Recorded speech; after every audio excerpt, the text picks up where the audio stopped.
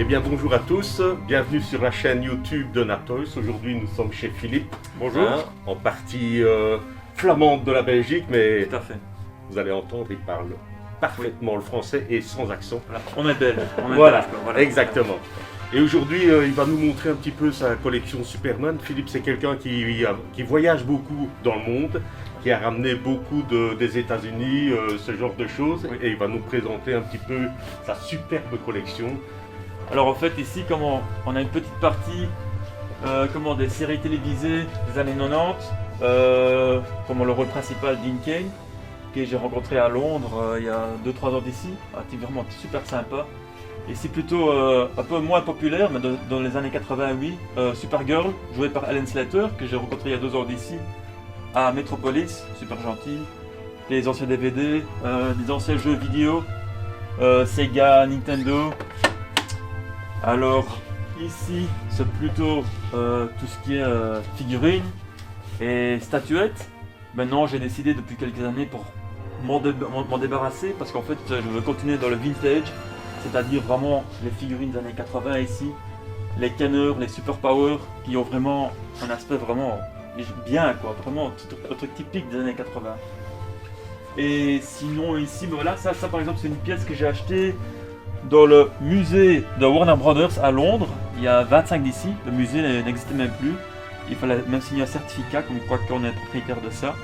Alors je suis vraiment content d'avoir des pièces pareilles. Ici c'est même une peinture qu'une maman de ma meilleure amie a faite, spécialement pour moi. C'est peut-être pas une vraie pièce de collection, mais pour moi, vu que c'est unique, c'est important. Alors voilà, avec les pièces que moi je veux continuer, c'est le vintage, les pièces Corgi, de préférence en boîte bien sûr, les hélicoptères. Ici c'est toutes des pièces que j'ai encore trouvées dans différents pays. Par exemple ici un jeu Superman de Hasbro de 1965, très populaire aussi dans les États-Unis et pourtant produit en Angleterre à l'époque. C'est les Lunchbox et les Thermos Aladdin qui sont très, très populaires et voilà quoi, ça a quelque chose de spécial, je sais pas pourquoi. Est-ce que c'est encore facile, Philippe, de retrouver ce genre de choses à des prix raisonnables? On va parler comme ça. C'est quoi un prix raisonnable? Oui. Il faut voir si ça le vaut. Pour moi par exemple, si c'est encore bien emballé, bien sûr, une boîte pareille des années 70 sera jamais en état parfait. Alors moi j'ai pas de souci qu'il y ait un petit défaut de gauche à droite. Mais oui, il faut que le prix reste raisonnable. Est-ce que la pièce est encore belle? Est-ce qu'il y a encore toutes les peintures, les autocollants? Voilà, il faut voir ça aussi. La dernière fois que je suis venu, tu m'as parlé d'un jouet que tu recherchais, qui était sorti en Espagne. Tout à fait. Est-ce que tu peux nous parler un petit peu de cette marque espagnole que les non-connaisseurs de Superman ne connaissent pas spécialement et que tu m'as fait découvrir? En fait, c'est une marque d'Espagne qui s'appelle Madelman, qui était très populaire dans les années 70, que je ne connaissais pas. Et en fait, ils ont toujours une figurine d'action du film Superman qui est sorti en 1978 et qui maintenant, dans la boîte, vaut de les 400-500 €. Ils ont même sorti l'hélicoptère comme ici, qui est vraiment plus grand, qui est maintenant dans les 700-800 €. Mais en fait, Madelman, ils ont fait quelques trucs pour Superman. Mais apparemment, j'ai fait quelques recherches, c'était surtout une société qui faisait des jouets en fait en général, des voitures téléguidées ou tout ça, mais qui étaient, point de vue qualité, comme Mego en fait, plus ou moins. Oui. On va passer de l'autre côté et j'aimerais que tu m'expliques, Philippe, un petit peu quand tu as été aux États-Unis et que tu as été reçu à Metropolis. Je pense aussi, en fait, il y a 2 ans d'ici, c'était un rêve depuis enfant. J'étais à Metropolis pour voir la célébration de Superman. En fait, c'est un petit village à Chicago, Illinois, qui est vraiment un tout petit village. Il y a vraiment 4 rues. Mais en fait, tout tourne autour de Superman une fois par année. C'est au mois de juin, c'est la célébration. Vraiment tout le village vit pour Superman. Pas parce qu'ils portent un t-shirt ou parce qu'ils sont fans, mais parce que Superman là-bas c'est comme le bourgmestre en fait. C'est vraiment, ils y croient dans l'histoire, dans tous américains, ils y croient. Ouais, bien sûr. Et en fait, comme on avait réservé, et on est arrivé, déjà j'étais super heureux d'être dans le village, de voir la célébration. Et tout à coup, il y a quelqu'un de l'organisation qui sort de l'hôtel de ville et ils disent c'est vous les Belges? Je dis oui, c'est nous. Ah ben rentrez. Je dis ben non, comment je ne suis pas invité? Non, si rentrez.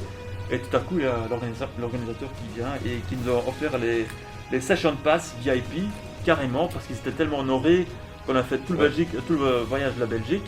Alors, on n'a même pas dû faire les files d'attente pour aller voir les stars comme Ellen Slater et tout ça. On a su rencontrer tout le monde, on avait accès à poser des questions aux stars qui étaient là ce jour-là. Ben, c'était super. incroyable. Ouais, pour moi, ouais. j'avais l'impression que j'avais gagné la loterie. Oui, bien sûr. Pour eux, c'était tout à fait normal. Mais pour moi, c'est un souvenir incroyable. Ouais. Grâce à mon épouse qui avait organisé tout ça. Et ici, en fait, comment c'est une vitrine qui est un peu dédicacée à Brandon Routh, qui a joué dans Superman Return en 2006. C'est un film qui, dans mes yeux, qui n'a pas été apprécié assez. Pourquoi? Parce que je pense que comme les producteurs, ils ont voulu faire une copie de Superman 1 et 2, vraiment les deux plus grands succès. Et en fait, pour moi, c'était un poids énorme pour l'acteur. Ils ont voulu faire une copie de Christopher Reeve. Pour moi, l'acteur, il a vraiment super bien fait, mais il n'a pas eu le bon scénario. Alors, j'ai eu la chance de le rencontrer en 2006 à Milton Keynes, qui est un village industriel en Angleterre. Alors, il m'a dédicacé cette photo. C'était vraiment super à le rencontrer. Le gars, il était super gentil, il prenait du temps pour tout le monde. Vraiment un personnage très très gentil. Et d'ailleurs, maintenant, il joue dans la série DC Legends of Tomorrow. Là, il joue en fait l'Atom. Et il joue aussi dans la série Flash, je pense, le Superman Kingdom Come, où il joue le Superman un peu plus âgé, dans une autre dimension en fait. En parlant des acteurs, Philippe, est-ce Alors, que tu en as un Oui, bien sûr, bien sûr. ton préféré? Mon préféré, pour moi, un seul, et dans tous les fans de Superman, c'est Christopher Reeve. Ouais. C'est l'unique et seul Superman. C'est vraiment le mec, je pense, qui a fait vivre Superman des comics à l'écran. Ouais, tout à fait. Je pense que quand on pense à Superman, voilà, c'est lui. Et pas seulement pour le rôle qu'il a joué pendant qu'il était Superman, mais aussi après qu'il a eu son accident dans les années 90, il est tombé de cheval. Et il a été paralysé complètement. Et tout ce qu'il a réalisé encore à ce moment-là, ben, franchement, chapeau, il faut le faire. Sincèrement, il faut le faire. Et pour moi, ça c'est une vitrine ici, c'est Superman 1. Tout ce qui est puzzle, statuettes, thermos, des stickers, des petits cartes bubblegum, des magazines, tout ce qui est original des années 70. Ici plutôt Superman 2, aussi statuettes, figurines, des cassettes vidéo, des vinyles. Ici même une photo qui a été signée par Sarah Douglas, qui a joué une des vilaines en fait dans Superman 2. Elle a visité Anvers, je pense que c'était en 2008. Et là aussi je l'ai rencontré, elle m'a fait une signature. Et là c'est plutôt Superman 3 et Superman 4, un film qui est un peu moins valorisé, mais pour moi ça fait comme partie de la saga de Christopher Reeve, quoi. Et bien voilà, je pense qu'on a fait le tour. Un grand merci à Philippe de nous Voilà, de avoir rien. reçu chez De toi rien. et de nous avoir présenté un peu ta superbe collection. Ben, merci à vous, merci beaucoup. Et peut-être que quand je reviendrai d'ici quelques années, tu Oui. auras de nouvelles pièces vintage Sûrement, qui sûrement. Toujours le bienvenu. qui seront mises en vitrine. Voilà, merci à vous et à bientôt. Merci.